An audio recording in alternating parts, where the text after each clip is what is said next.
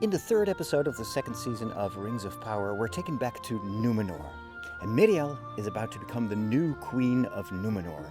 And right before that, Pharazôn, her cousin, presents her with two dresses that she may wear for the occasion. One is white, the other one is red. And he tells her, white, that's the color of your father, that's the color of the past. I think you should wear red because it's about the future, it's about power and initiative. But the choice that she faces is actually the choice between humility and pride. We need to talk about it. I'm Father Roderick, I'm a priest and I'm a geek, and I'm here to share with you the deeper layers of the stories that you love. So, this choice of dresses reminded me of the two pills that are presented to Neo in The Matrix, the blue pill and the red pill. And one is about leaving everything as it is, or the red pill is just, leave this artificial place and choose your own future. Here, the choice seems to be the same.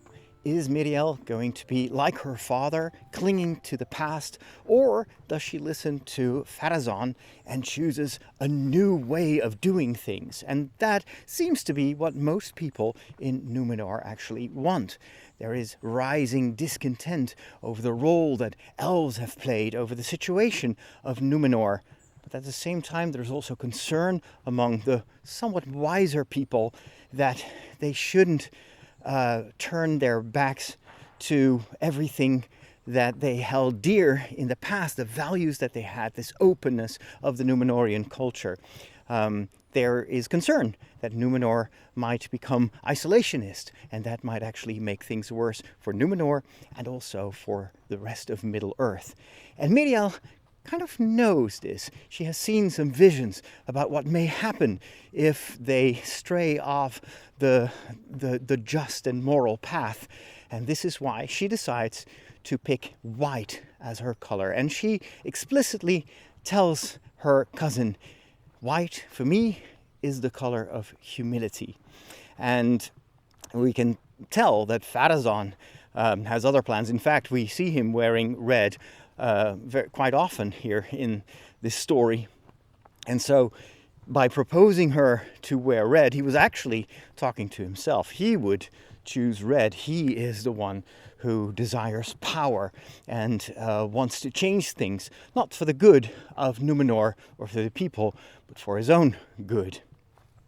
And so the day of the coronation, it's not really a coronation because they have no crowns in Numenor, but the day that she will take up the scepter of power, she is standing there among a huge crowd as she is to become the new ruler. And at one point in that very sacred ceremony, someone starts to yell. And she's at one point even attacked by a woman who hits her. And then you see this incredibly moving moment where Miriel, instead of letting the guards take care of it and maybe even striking back or becoming angry or defensive, she actually stops and she asks the woman, "What is your pain? Where is your pain?" And then the woman tells her, "My son was killed." And then there's this incredible moment where Miriel, even though she's blind, she maybe because she is blind, she senses what's going on in the heart of that woman. And then she hugs her, she embraces the woman, and the both of them start to cry. That is true leadership, but it also requires humility and patience and not trying to assert your own power, to climb over this this fallen tree here to continue my journey. And so she steps over her own pride that she may have felt maybe, or defenses, in order to be there as a mother for the people that are suffering. And this happens again when people start yelling at her that she's unworthy to become the next queen. And she stops and says, I hear your pain. I know what you're feeling. I want to listen to you. I don't want to rule you, but I want to serve you. This is the mark of true humility. It reminded me very much of Jesus' own attitude when he is attacked. Instead of hitting back, he even stops his apostles from striking the soldier that hit him. And he reminded them, that's not why I'm here. He is not there for revenge. He's not out there to take power and to dominate. He is here to serve. And you see those same values reflected in this particular story. And then, of course, everything changes, because there is the revelation that she's been using this palantir, and the people are seeing that as a sign that she is in cahoots with the elves, that she is not really there for them, but she takes her advice from an artifact that is associated with the elves. And that is where Pharazôn starts to see an opportunity. And right at the moment that they're about to seize the queen, and or the future queen, and put her in peril, there is all of a sudden, almost you could say, a divine intervention. Because all of a sudden, an omen, a prophecy seems to become a reality. And according to old wisdom, whenever there is an eagle that shows up at a inauguration of a new ruler of Numenor, that is seen as a sign that the heavens are blessing this choice. And so the eagle arrives, but instead of being a clear sign that Miriel should be the next ruler, Pharazôn steps forward in his red robes, and he goes for literally a photo op. He turns around, he takes his sword, and he stands there, and you can tell that the eagle does not like it. The eagle is confused. The eagle is angry and flies away. But unfortunately, the sign from the heavens has already been taken over by those that want Pharazôn in power. Someone who is actually conspiring with Pharazôn to let him grab power yells out, "It's a sign, you know." And very quickly, most of the people present, instead of opening their hearts to whatever this sign of the arrival of the eagle might tell them, they are taking hold of the significance. They are reinterpreting that sign to fit their own desires. And this, of course, is a sign of pride, where you tell yourself that you are the key to interpreting what the heavens want. You are the one who knows what the Valar might have in mind for the future of Middle Earth. And of course, Pharazôn is not truly a very religious man. He believes in one person only, and that is in himself.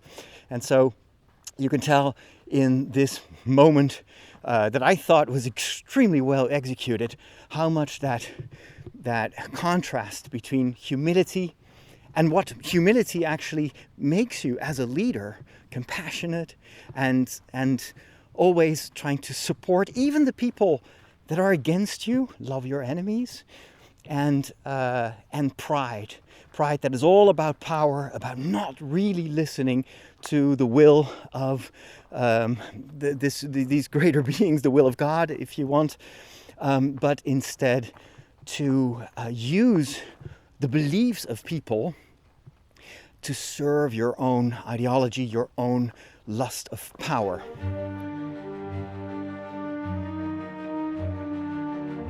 This theme of humility versus pride returns at least 2 more times in this episode.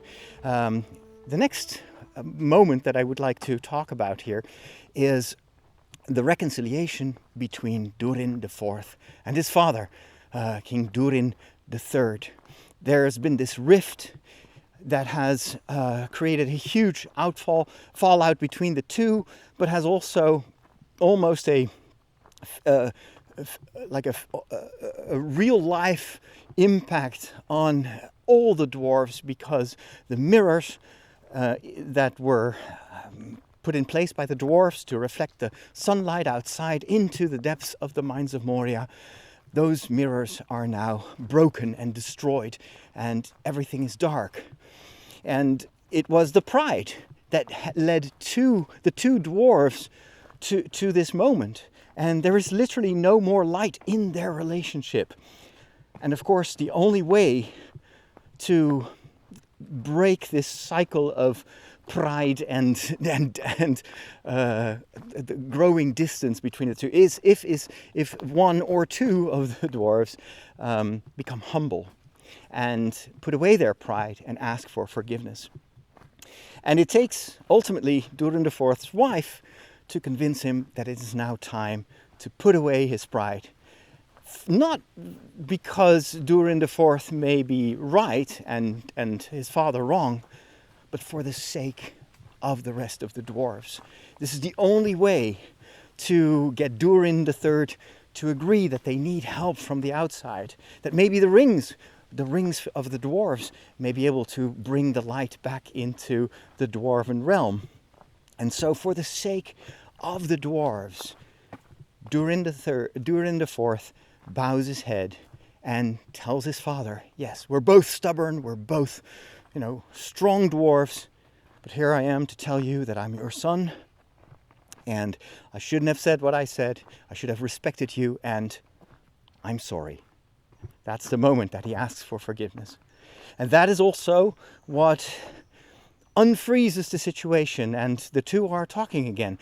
And nevertheless, despite his humility in that moment and his willingness to seek forgiveness, it doesn't mean that he has compromised himself. It doesn't mean that all of a sudden he is in agreement with everything that his father does or everything that Celebrimbor has suggested. Just take the rings. No, Durin shows that you can be both humble and at the same time still truthful and honest to yourself and upholding your values, because he adds in the conversation with his father, I've got a bad feeling about this. I don't think that we should do this. It's dangerous. And so he speaks the truth while at the same time being humble. This is a great example of Tolkien and also the creators of this show taking a very important Christian value and showing that it is not weakness to be humble. It is not weakness to ask for forgiveness. And it's not a betrayal of what you believe in. It is acknowledging that either voluntarily or willfully or by accident you have hurt someone else and you're asking forgiveness for whatever part you played in causing that pain. But it doesn't mean that by bowing your head you become smaller. In fact, I think this is a very important moment in the evolution of Durin IV's character. It shows, just like with Miriel in Numenor, that he too is to be a great leader, that his true leadership is not in pride and strength and being always right, but in his capacity to humble himself for the good of his people. And he now knows what it means to be just a common dwarf. He is forced to work in the mines and use his hands because he has lost the protection of his father. And it is through this humiliation that was not his choice that he ultimately grows in compassion and understanding of what his people need. And that is what builds him up to be a great leader. I mean, just amazing, all this. I think this is just beautiful, the way they executed this in episode 3. And the themes obviously have so much relevance for everyone and in any situation, including our own.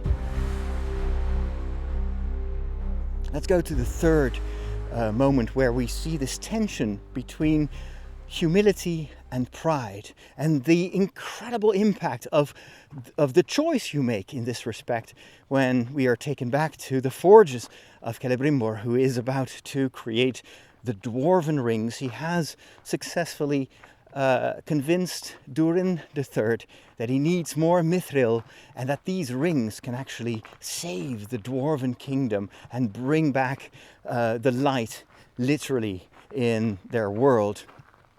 But there's obviously always the risk that at one point the rulings of the other elves will reach Celebrimbor.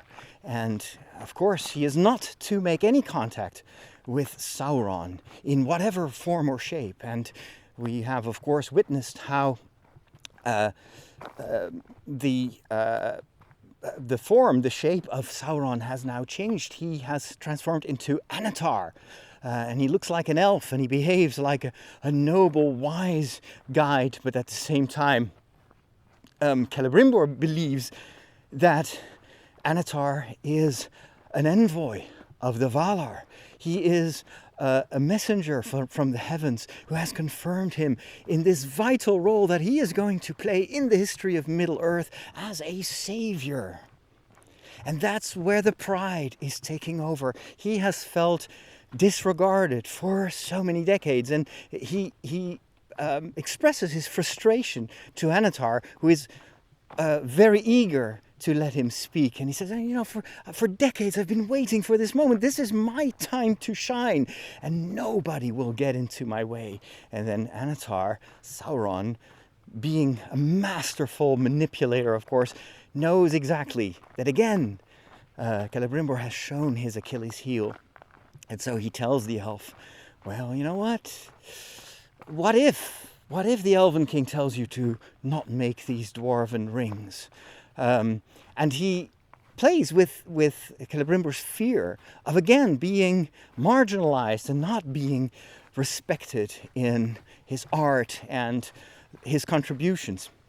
And that is where you see him fall, literally, for the temptation. Because he sits down and he starts writing a letter. And he confesses to Anatar, I'm going to lie.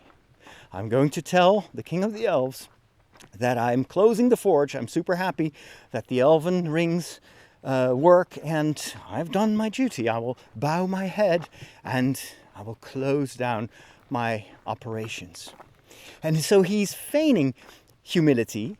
He is pretending that he is obeying, but in fact he is lying to maintain his position, to do exactly what he wants to do. He chooses pride over humility, and that is exactly what Anatar hoped he would do.